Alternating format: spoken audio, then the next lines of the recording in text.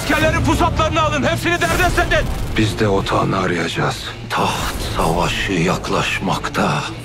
Horasan'da 15 bin askeri varmış. İsyanın tohumlarını gizli gizli atmış. Babanın kirli işlerine sen de ortak oldun. Sultan bağışlayın. İdamsa idam, savaşsa savaş. Teslim olmazsanız oğlunuz Ahmet'in canına tehlikeye girecektir. Bu yolda gerekirse oğlumu bile feda ederim.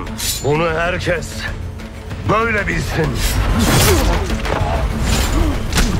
Bu kanı da döktük ya. Gayrı dökülecek kanın hesabı olmaz. Ey felek, şimdi yine bedel vakti geldi dersin. Benden kardeş kanı istersin. Daim olan dava olsun. 1000 kardeş feda ederiz.